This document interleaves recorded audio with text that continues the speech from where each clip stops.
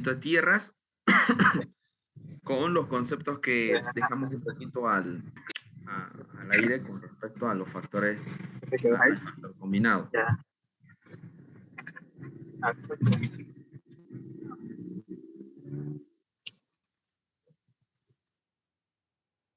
Bien.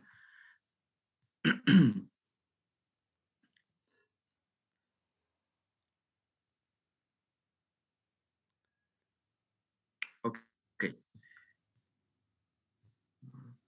Esto. Ahí está bien, ¿no? Movimiento de tierra, ¿no? Ya hemos hablado sobre la definición del mismo, ¿no? Que es el conjunto de operaciones que se realizan con los terrenos naturales, ¿no? A fin de modificar las formas de la naturaleza y de aportar materiales útiles, principalmente en obras públicas, ¿no? Las operaciones de movimiento de tierra, en el caso más general, son excavación o arranque, carga, acarreo, descarga, extendido, humectación o desecación, compactación. ¿Bien?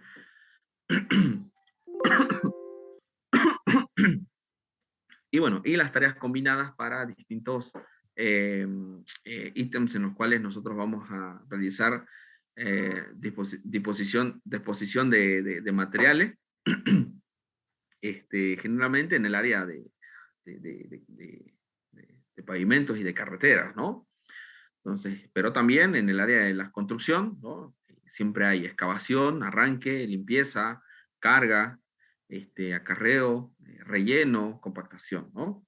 Entonces, en distintas obras públicas, en distintas obras privadas también, hay estas operaciones de movimiento de tierras. ¿Bien?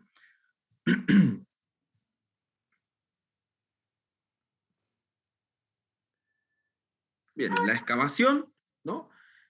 Como ustedes muy bien lo conocen, consiste, ¿no? En lo que es extraer, separar del banco porciones de material, ¿no? De cada terreno presenta distintas dificultades para su extracción, para su excavación, y por ello en cada paso o en cada caso se precisan medios diferentes para afrontar con éxito la excavación, ¿no? Y a ello también distintos escenarios en los cuales no solamente es retirar material y transportarlo, ¿no? Retirar material, eh, extraer y acarrear, ¿no? Separar, sino que eh, en distintas situaciones, eh, la extracción del mismo, ¿no? Como ustedes bien saben, eh, hay, hay un estado natural en el cual se encuentra, ¿no? Y al momento de que nosotros retiremos ese estado natural, eh, empieza a realizarse, ¿no? O puede darse el caso de desplazamiento del mismo material adyacente, porque lo que nosotros estamos haciendo es, en su estado confinado, ¿no? Nosotros retiramos un material, retiramos una cantidad de material y deja un espacio vacío. Entonces, las tensiones que existían, ¿no?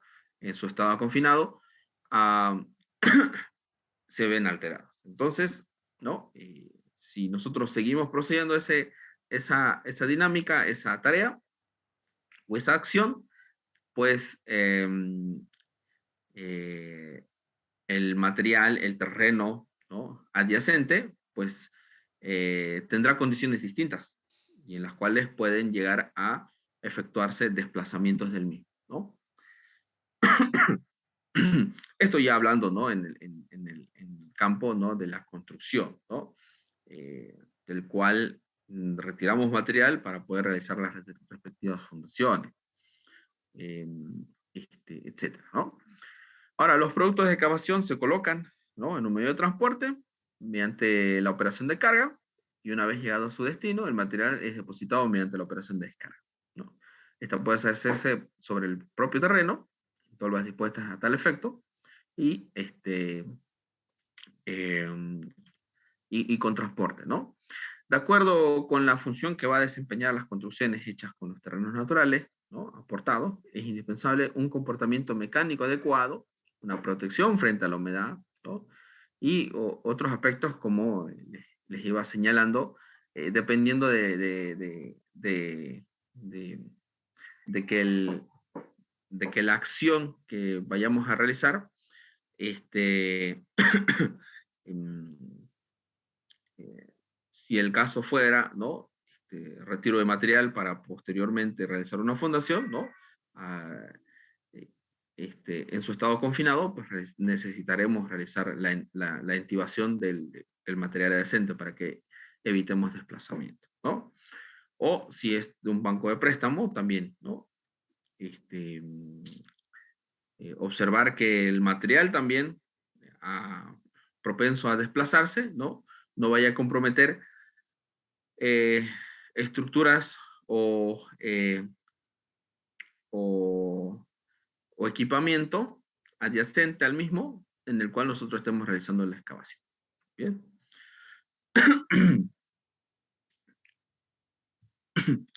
Bueno, por otra parte, ¿no? El estudio de los cambios de volumen del material tiene una gran importancia en el proyecto de ejecución, ¿no? De una obra en movimiento de tierra.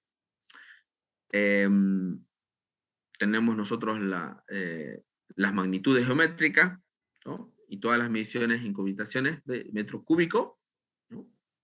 Y metro cúbico en perfil y no en peso, ya que las densidades no se conocen exactamente. Los terraplenes se abonan por metros cúbicos medidos sobre los planos de los perfiles transversales. Entonces aquí es donde ya empezaremos a hablar sobre ese cambio de volumen, ¿no? Por ejemplo, en las excavaciones hay un aumento de volumen en el acarreo y una disminución de volumen en la compactación y colocación en el perfil. Bien. Cuando hablamos de cambio de volumen, ¿no? Ya sean suelos o roca, más o menos fragmentadas, están constituidas por la agregación de partículas de tamaños muy variados. Y entre estas partículas quedan huecos ocupados por aire y agua. Si mediante una acción mecánica vayamos el ordenamiento de estas partículas, modificaremos así el volumen, ¿no? El volumen de huecos. Es decir, el volumen de una porción de material no es fijo, sino que depende de las acciones mecánicas a que los sometamos, ¿no? A la compactación misma. El volumen que ocupa en una situación dada se llama volumen aparente. ¿No? El movimiento de tierra se lleva a cabo fundamentalmente mediante las acciones mecánicas sobre los terrenos. Es así que se causa un cambio de volumen aparente, unas veces como efecto secundario, ¿no? Un aumento del volumen aparente mediante la excavación, y otras como objetivo intermedio para conseguir la mejora del comportamiento mecánico, ¿no? Una disminución mediante apisonado, ¿no? Mediante la compactación. Ya hay técnicas para poder eh, establecer, ¿no? un adecuado, una adecuada compactación. Ya ustedes conocen, ¿no? Representamos aquí de forma esquemática, ¿no? Lo que es la excavación, ¿no? Tenemos el volumen, el material de banco, el material suelto, ¿no? Volumen suelto, y el material compacto, ¿no? Tendríamos un cambio de volumen. Tenemos la excavación, carga, transporte, ¿no? Vertido, ¿no? Y compactación, en el cual vamos modificando el volumen del mismo, ¿no? La evolución del cambio de volumen. Y aquí es donde aparece el factor, o lo que se denomina el esponjamiento, o el factor de esponjamiento. Cuando nosotros excavamos, ¿no? Al excavar el material en banco, este resulta removido, con lo que se provoca un aumento de volumen, ¿no? Es así que se denomina factor de esponjamiento, swell factor, a la relación de volúmenes antes y después de la excavación, ¿no? Factor de esponjamiento es la relación, ¿no? Entre el volumen que ocupa el material de banco y el volumen que ocupa el material suelto.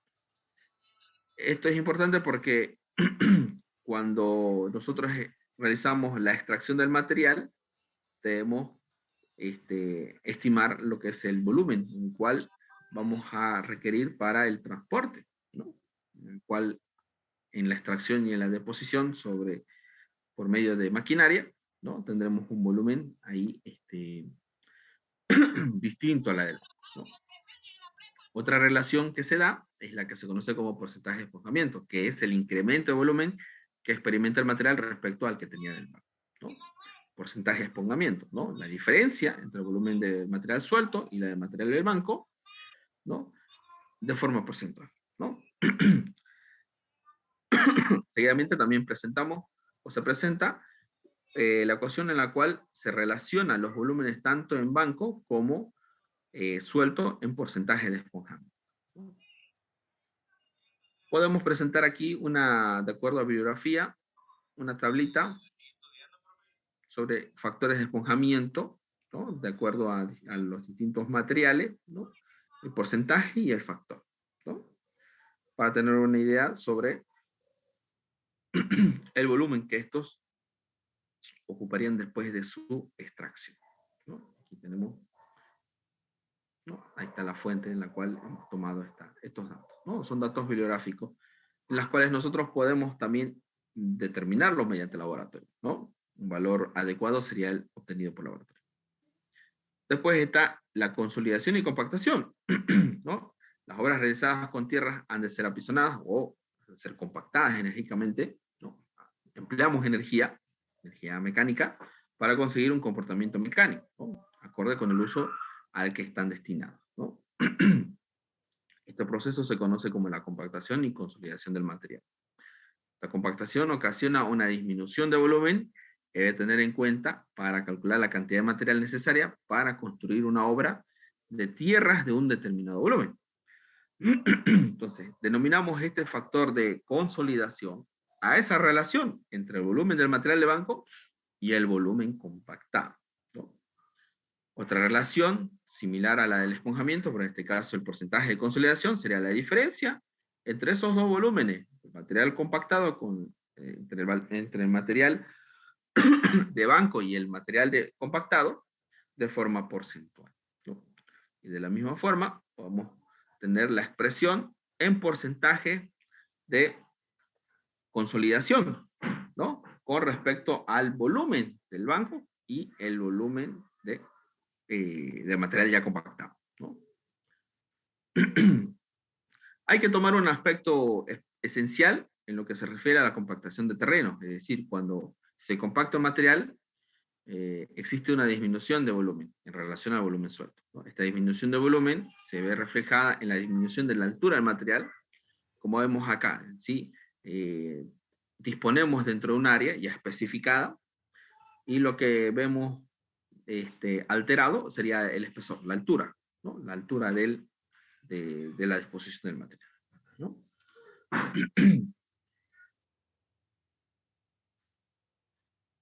Entonces tendríamos este porcentaje de disminución de espesor como la relación o la diferencia entre el espesor inicial, entre el espesor del terreno después de la compactación de forma porcentual. Bien.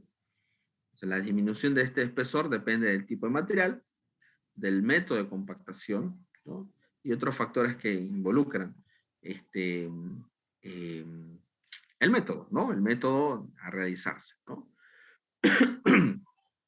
Como ustedes conocen, ¿no? Para realizar, por ejemplo, en el área de la carretera, ¿no? La compactación, podemos hacerlo, ¿no? Con rodillo pata de cabra, rodillo liso, rodillo neumático, y bueno, todas esas técnicas tienen su aporte, ¿no? Sin embargo, en los materiales granulares, debido a su excelente comportamiento mecánico y su escasa sensibilidad a la humedad, se ha visto que la disminución de espesor es aproximadamente un 20%, ¿no?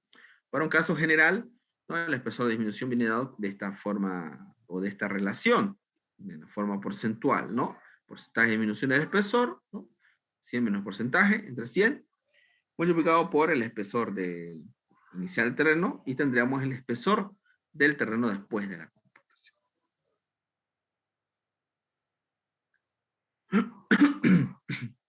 Bueno, aquí ya un poco de clasificación de algunas maquinarias, no vamos a ahondar mucho en ello, ¿no? Para las que excavan y trasladan, ¿no? Unos ejemplos, las maquinarias que excavan de forma fija, ¿no? Sin desplazamiento. tienen también sus ventajas y desventajas en cuanto a realizar la respectiva tarea, ¿no? Las cargadoras necesitan material suelto, que no precisa excavación. Bueno, y algunos ejemplos, ¿no? Las excavadoras de empuje frontal, las excavadoras de cadenas, ¿no? Pueden realizar un trabajo en terrenos difíciles y con sus respectivas cualidades.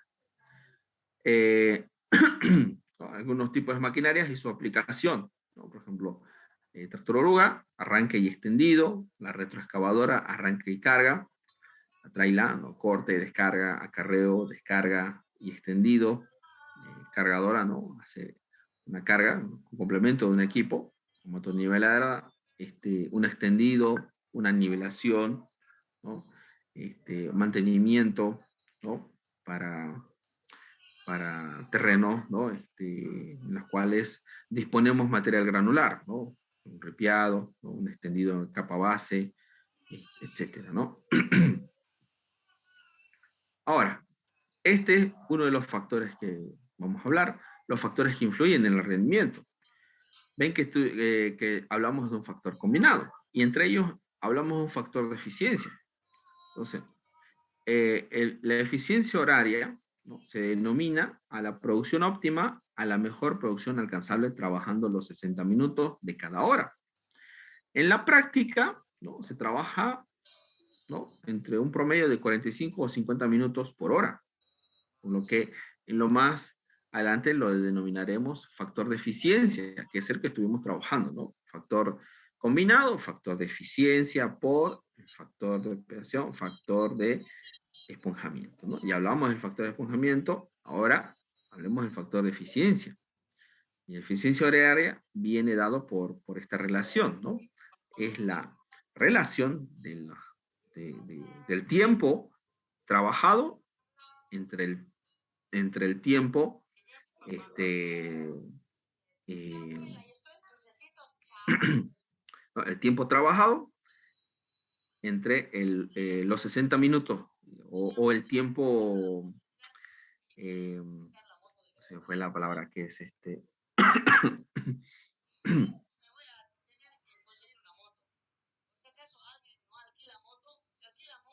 se me fue la palabra.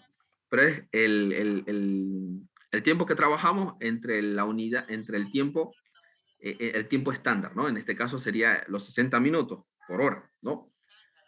Entonces, de los 60 minutos, ¿cuántos minutos trabajamos? ¿No? 45, 50. De ahí es donde viene ese factor de eficiencia, ¿no? 50 entre 60, 0.8333, ¿no?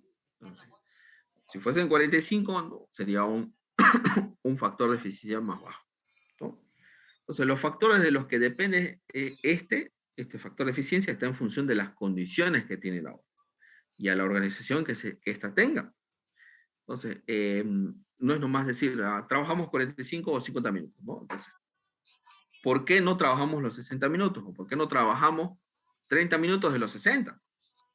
Puede llegar a darse ese caso, pero eso sería una muy mala eficiencia de trabajo, una muy baja eficiencia horaria de trabajo, ¿no? Si estamos trabajando 30 minutos de cada hora, entonces en una jornada de 8 horas solamente estamos trabajando 4 horas. Entonces hay una muy baja eficiencia. Entonces, y eso repercute porque, si ustedes recuerdan, el factor combinado era la multiplicación de todos estos factores, ¿no? Entonces, de ahí es donde proviene el factor de eficiencia, ¿no? Y este factor de eficiencia está relacionando por lo que habíamos mencionado, ¿no? La organización, las condiciones de la obra, ¿no? Las condiciones que tiene la obra y la organización, ¿no? La logística, la administración, etcétera, ¿no? Entonces, si tenemos unas buenas condiciones de trabajo, ¿no? Disponemos del material necesario para realizar las tareas, la indumentaria, herramientas, equipos, indumentaria de protección, etcétera. O sea, le damos condiciones al trabajador y también tenemos una muy buena organización de la obra en la cual los trabajadores llegan a tiempo para iniciar las tareas de la jornada, y ya está, ¿no? Las herramientas preparadas, listas para poder usarse, eh, este, los materiales están, ¿no? Y todo eso viene de acuerdo a la organización misma de la obra, ¿no? Ya previamente se ha realizado la logística de tener todo listo para proceder a realizar los ítems propuestos para la orden del día. Entonces, tendremos, ¿no?, una eficiencia de 0.90. O si tenemos condiciones promedio, una organización promedio, ¿no?, 0.65. Y si tenemos una muy mala organización y una muy mala condición de trabajo, tendríamos un factor de eficiencia de 0.45. Entonces, está en base a ello. Nosotros iremos midiendo cuántos minutos por hora está trabajando, ¿no?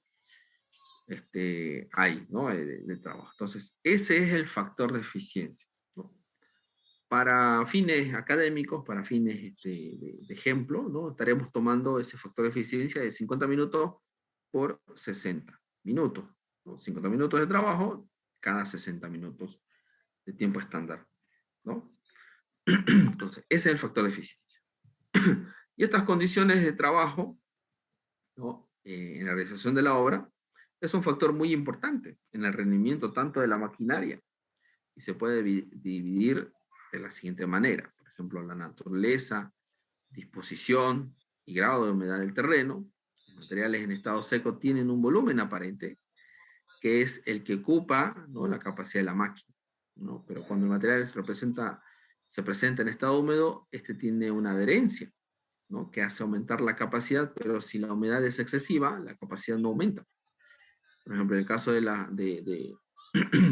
margas y arcillas húmedas, el rendimiento de la excavación puede bajar considerablemente porque tenemos material adherido a la cuchara, y cada vez que realizamos excavación, no podemos utilizar en amplitud el volumen, ¿no?, de la cuchara para realizar la excavación, ¿no? Tendremos material ahí que está ocupando espacio.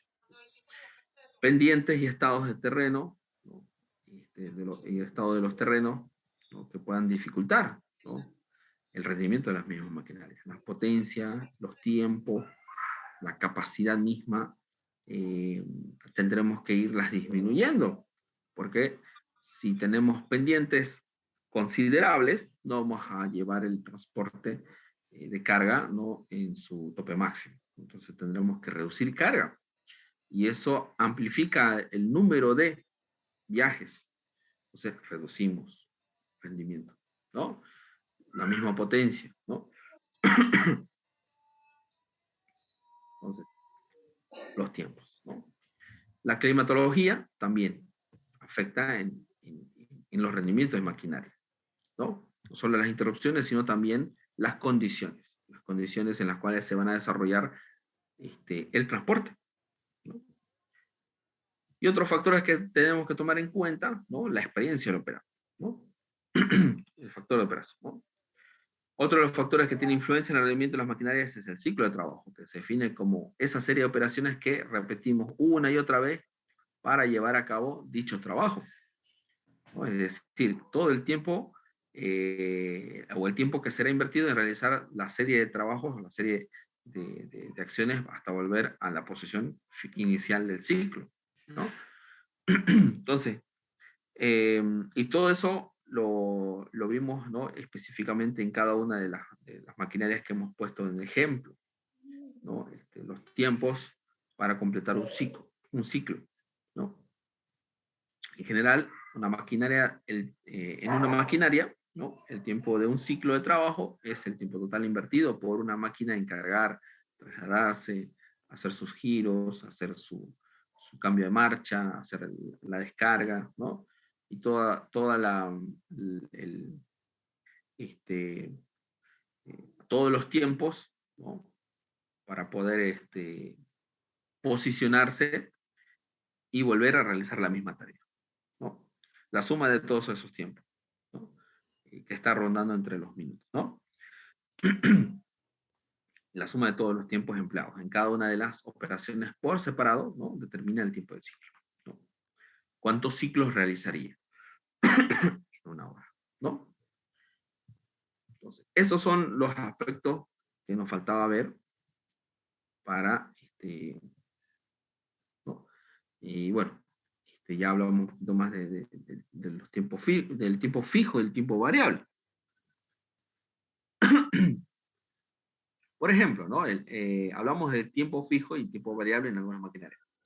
En el fijo, ¿no? Es el tiempo en el cual se invierte en cargar, descargar, girar y acelerar o frenar para conseguir las velocidades requeridas en cada viaje, que es relativamente constante. El segundo es el transcurrido en el acarreo y depende de la distancia, la pendiente y otros aspectos que hablamos anteriormente para realizar el acarreo mismo del material, ¿no? Hay que considerar separadamente tanto la ida y la vuelta, debido al efecto del peso de carga, ¿no? Ya lo vimos ahí en uno que otro ejemplo, tanto para las velocidades, ¿no? Para las velocidades de ida y de vuelta del material o de la maquinaria que está acarreando el material. Algo que hay que aclarar es que hay otros factores que influyen en el rendimiento de maquinarias, ¿no? Hay más factores que, que, que están, pero ya eso nos conlleva un estudio mucho más eh, especial, ¿no? Para el tema de maquinarias, ¿no? Para el tema de maquinarias.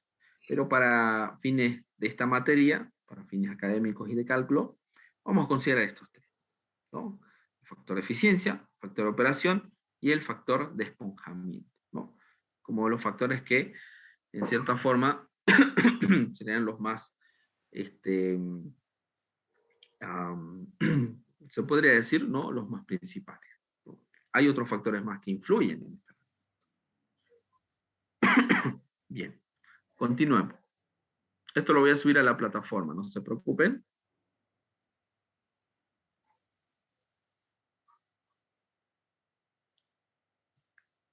Déjenme un minutito.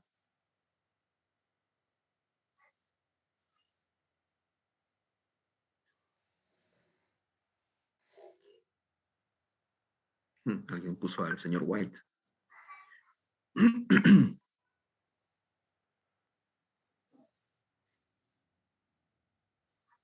No sé si tiene alguna pregunta en lo que preparo.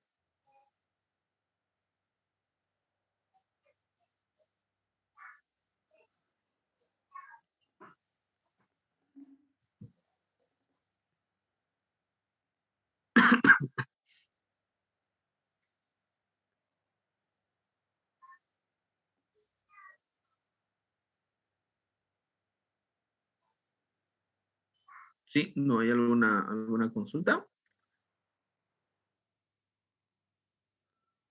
Está claro, ingeniero. No, doctor, está claro.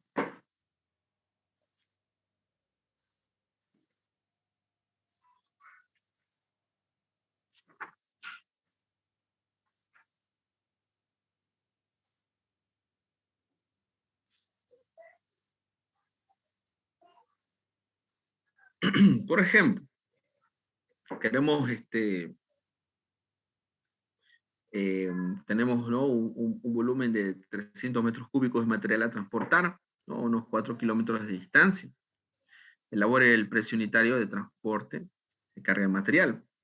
¿Cuánto nos costaría, ¿no? El de transporte? Entonces aquí tendremos que utilizar una cargadora y una volqueta para hacer el cargado y el transporte, ¿no? El cargado y el transporte. Aquí el material está, no estamos haciendo excavación, ¿no? Aquí solamente carga y transporte, ¿no? Porque el material está acopiado, ¿ya?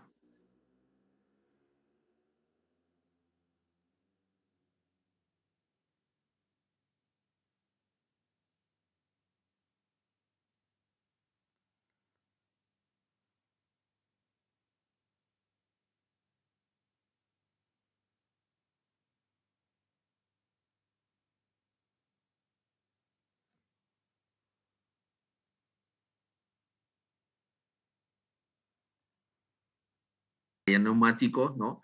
Si es neumáticos, el costo de neumáticos, porcentaje de interés, tasas, depreciación, etc. Entonces determinamos por medio de ello, en dólares hora, ¿no? ¿Cuánto costaría? Entonces, ¿cuánto debemos cargar a nuestra planilla de precio unitario para que así en un determinado tiempo, o en un determinado número de horas, que corresponde a la vida útil, ¿no? A la vida útil de la maquinaria, recuperemos esa inversión y ganemos? Por eso introducíamos también lo que era el interés, ¿no? El interés para ello. Pero bueno, en este caso, podría decirse, ¿no? Que ya se ha determinado ese valor, que serían los $35 la hora. Ahí en las diapositivas hicimos un ejercicio, ¿no? De determinación del costo de una maquinaria. ¿Se acuerdan en la clase anterior? Una volqueta creo que era. Sí, una volqueta, ¿no? Igual, en el caso de la dinámica es la misma, lo único que van a ir cambiando ahí es que le aumentaríamos ahí el costo de las llantas, ahí lo mantenimos, se mantuvo en cero, ¿no?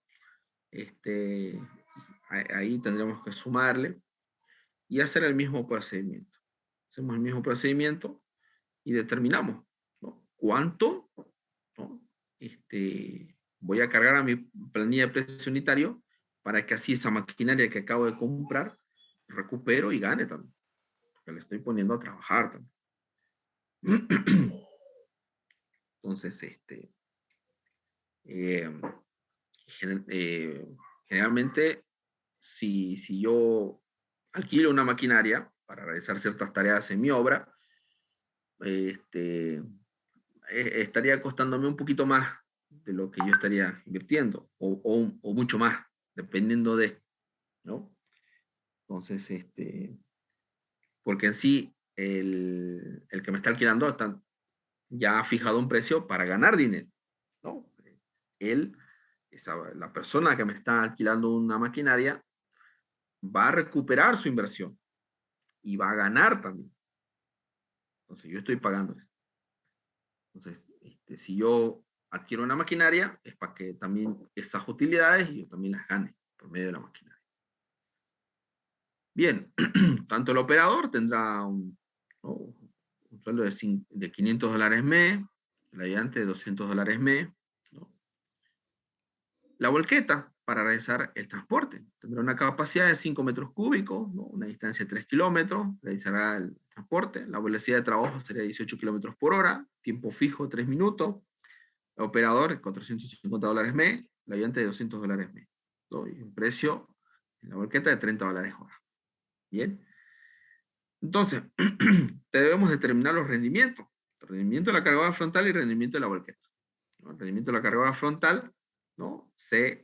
Capacidad 60 entre T, que sería la duración del ciclo, ¿no? Factor de llenado por el factor de eficiencia.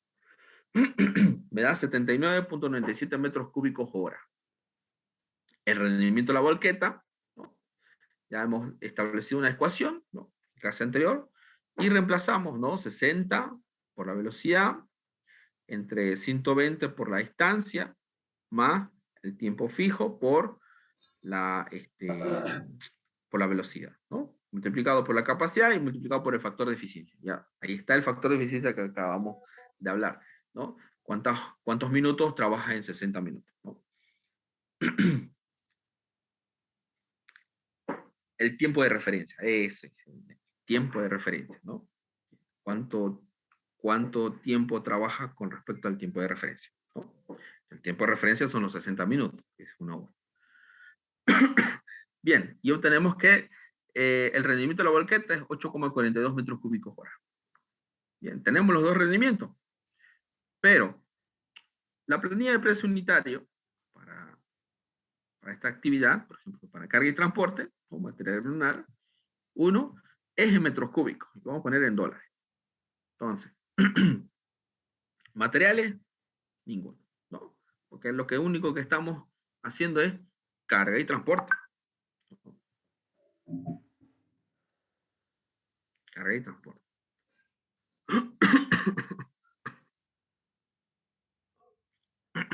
Solamente la carga y el transporte. O tener otro ítem de, también puede ser, ¿no? Eh, transporte de material granular, ¿no? Y ahí, si el material granular lo voy a comprar, ahí ya cargo el material también, ¿no? Pero aquí no, aquí solamente estamos haciendo carga y transporte. ¿Bien? Puede ser un material aquí que vamos a ir a depositar a otro punto, ¿no? Transporte, carga y transporte. Entonces, vamos a colocar para la mano de obra los operadores y los ayudantes. Un operador y un ayudante. Y en maquinaria vamos a colocar la cargadora frontal y la volqueta en horas.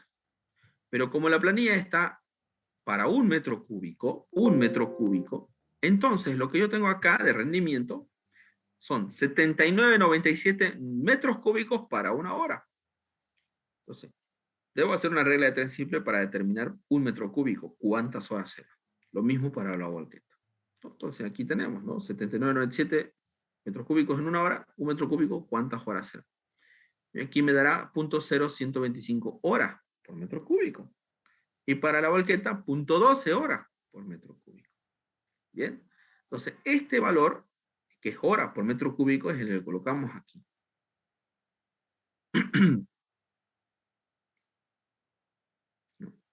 0.12, 0.013. ¿No? Y aquí están los precios 35 y 30. ¿No? Son los $35 hora, $30 hora. Aquí están por hora, ¿no? Y aquí me va a dar en costo, ¿no? 0.013 por 35, ¿no? 0.12 por 30. Bien. Ahora, el operador, tenemos que, tanto para la cargadora frontal son $500 mes, en horas sería de $2.6 hora. Para el operador la volqueta, $450 mes, ¿no? Me daría $2.34 hora, ¿no? Un mes 4 semanas, una semana 48 horas. Tanto para el oyente de la misma manera. Y aquí tenemos, ¿no?, sus costos. El costo, ¿no?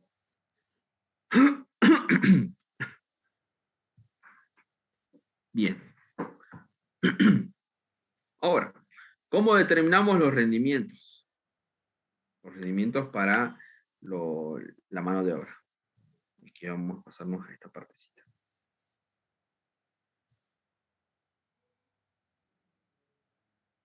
¿No? Algunos aspectos a considerar, ¿no? Los rendimientos de operadores pueden considerarse un 25% más aproximado al rendimiento del equipo. Esto debido al manejo extra fuera del tiempo del ciclo de trabajo, ¿no?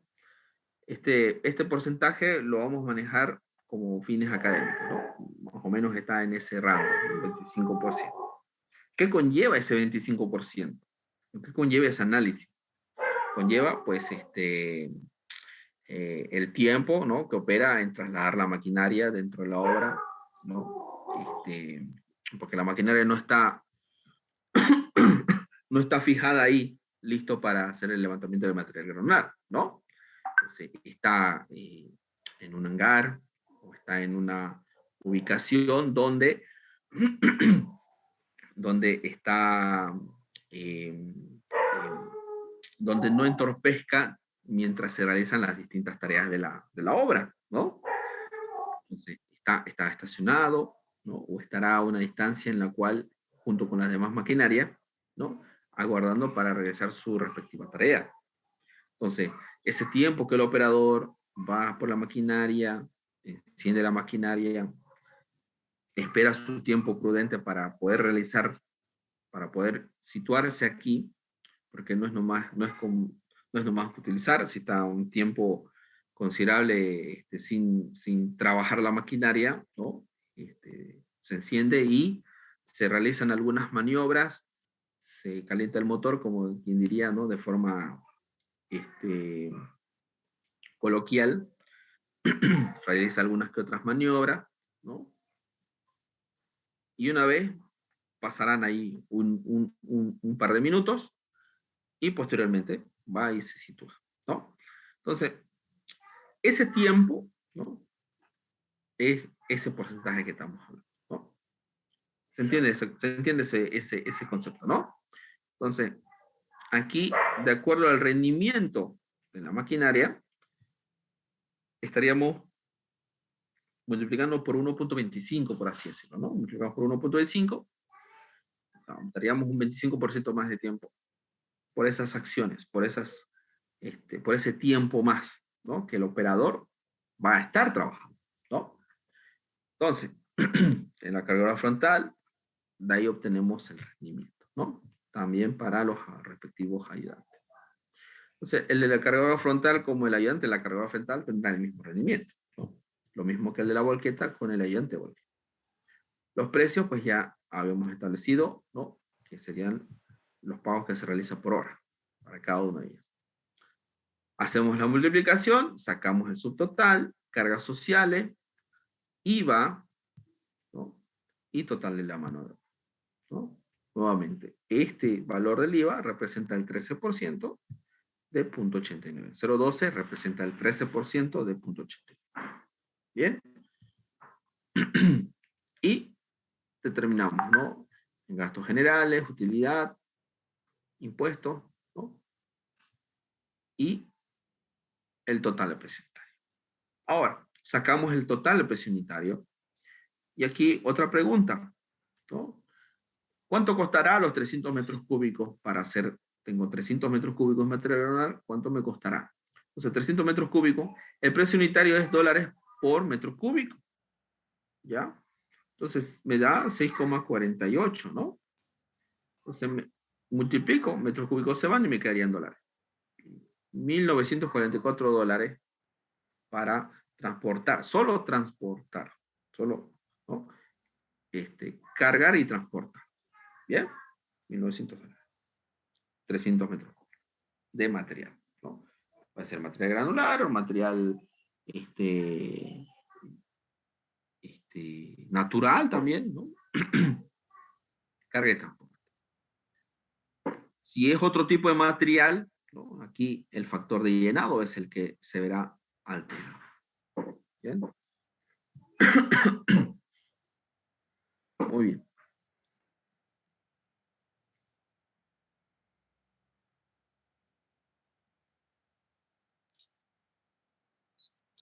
Muy bien. Lo vamos a dejar hasta aquí, jóvenes. Y vamos a continuar la siguiente clase. No hemos fijado fecha con ustedes examen todavía, ¿no? No, todavía no hay menos. ¿No? No, todavía no. Ya.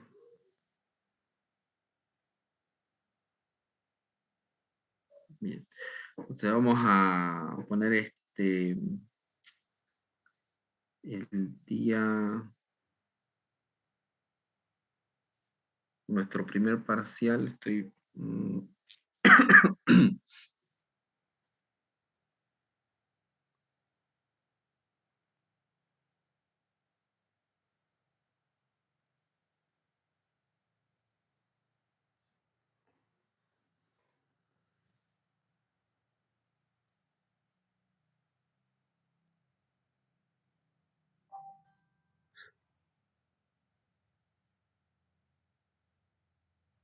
Ujú. Bien, vamos a Martes tomar, 17. no, vamos a tomar el jueves 12. El jueves 12.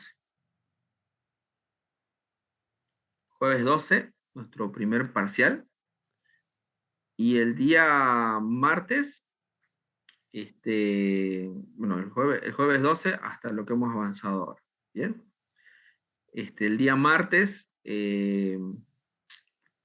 No vamos a pasar clases para que ustedes vayan preparándose para el examen. Y el jueves nos vemos en horario de clases para que así, mm,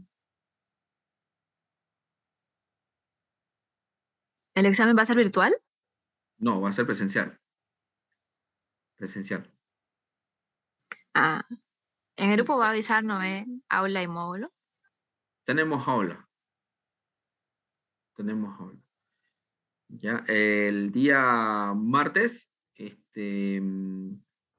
voy a confirmarles porque tienen que,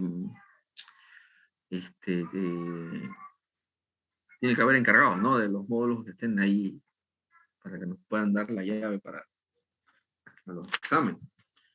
Así que el día lunes yo voy a estar viendo eso y ya les confirmo para el día jueves, pero va a ser el día jueves nuestro examen. ¿Bien? Ingeniero, buenas noches. Una pregunta. ¿Es todo el avance hasta el tema de hoy, no? Hasta ahorita lo que Sí. vimos. Sí, Teórico práctico, ¿no? sí. Ya. Prepárense, imprímanse las planillas de precio unitario, así en limpio, ¿no? En blanco. Porque van a rellenar ahí, ¿no? Llévense unas 2 por lo menos, ¿no? Hojas, calculadora, ¿no? ¿Podría repetir una vez más rapidito el rendimiento de los operarios? ¿Perdón? Para sacar rendimiento de la mano de obra. Ah, la mano de obra. La mano Sí. de obra aquí, como les comentaba, ¿no? Los rendimientos de operadores pueden considerarse un 25% más aproximado al rendimiento del equipo. Esto debido al manejo extra fuera del tiempo T del ciclo de trabajo, ¿no? Este porcentaje lo vamos a considerar como fines académicos, pero en sí es un porcentaje que está oscilando en ese valor, ¿no? Puede ser un poquito más, puede ser un poco menos, pero ¿en qué consiste? En que usted, ¿no? La maquinaria o el operador no es que la maquinaria va a estar ahí puesta en el lugar para realizar las tareas, ¿no? La maquinaria está en un lugar, ¿no? Estacionado dentro de la obra y el operador tiene que ir, pues, ¿no? Por la maquinaria, este, eh, encenderla.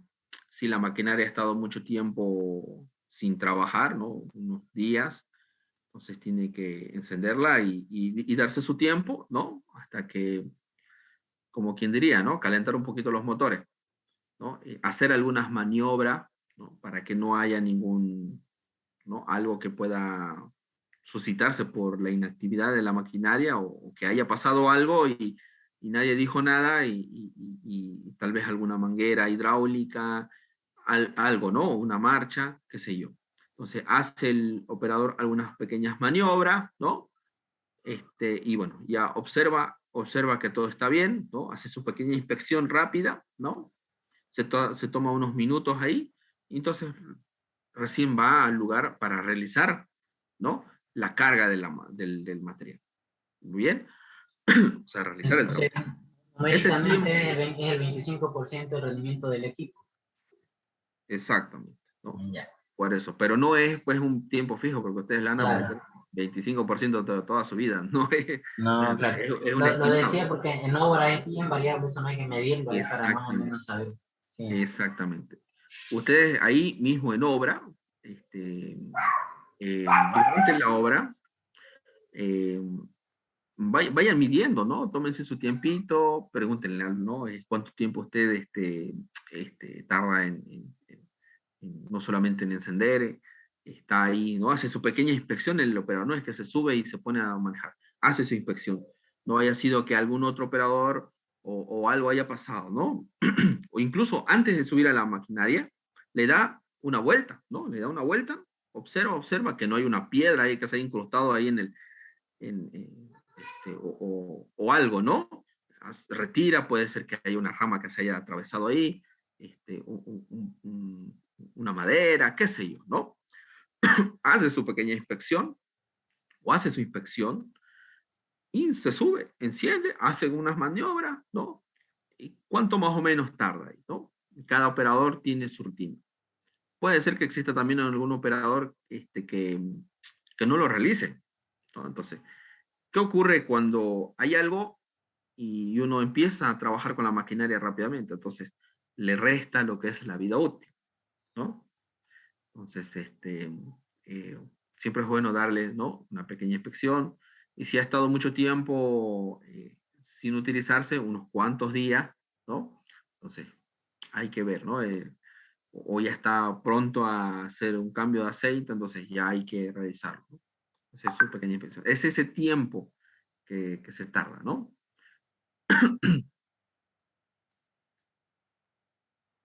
Sumado, ¿no? Sumado a lo que va a estar operando. ¿Bien? Sí, ingeniero, gracias.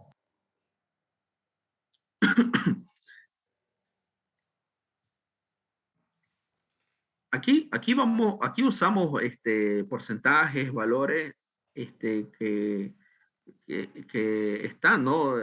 Están en el rango, están dentro de, ¿no? De lo que habitualmente o usualmente se está presentando dentro de los casos en obra. Pero nuevamente se recalca eso, que, este, que cada análisis de precio unitario, que cada presupuesto que se realiza es dinámico, ¿no? Entonces, el hecho mismo de que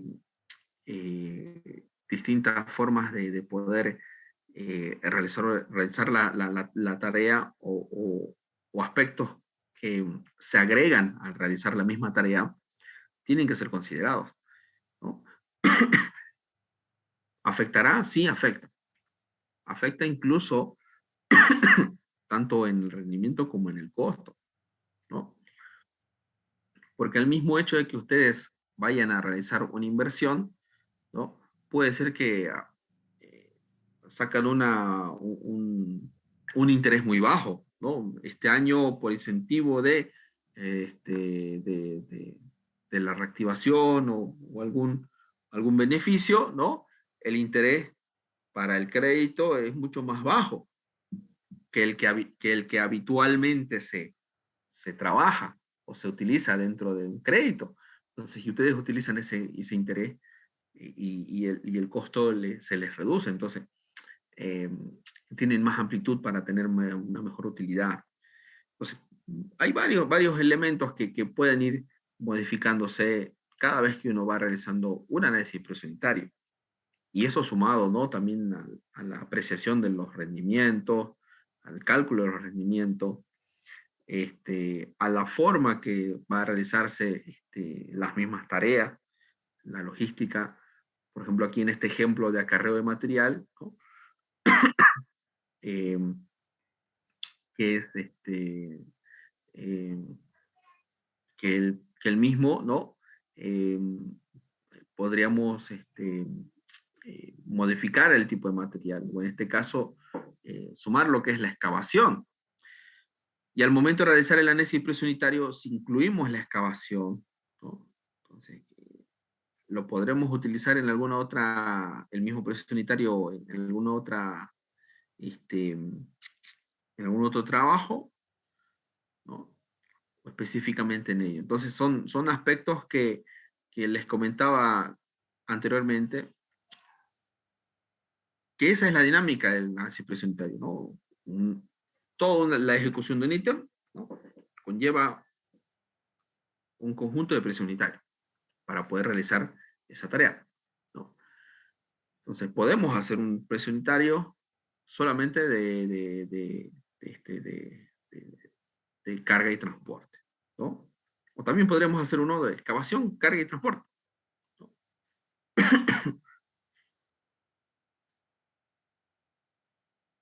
O uno de excavación y carga, y luego hago otro análisis de precio unitario de transporte, ¿no? Bien, muy bien. Eh, Muy bien, jóvenes, lo dejamos hasta acá y nos vemos el día martes, El día martes, no, el día martes no vamos a pasar clases, nos vemos directamente el día jueves para el examen. ¿Bien? Está bien, ingeniero, gracias. Muy bien, jóvenes. Bien, el día martes, bueno, en la semana que viene, puede ser, ¿no? El mismo día del examen o el día viernes, el tiempito que me dé, yo voy a subir las disposiciones del proyecto. En el momento que me dé tiempito, para que ustedes ya vayan trabajando en ello, ya en su proyecto. Si tengan un poquito más de tiempo. El proyecto es individual, así que vayan, o quieren hacerlo grupal. Individual, mejor, ingeniero. Ya. Vamos a hacerlo individual entonces. Bien. Muy bien, jóvenes. Me despido. Que tengan muy buenas tardes. Hasta luego, ingeniero. Gracias.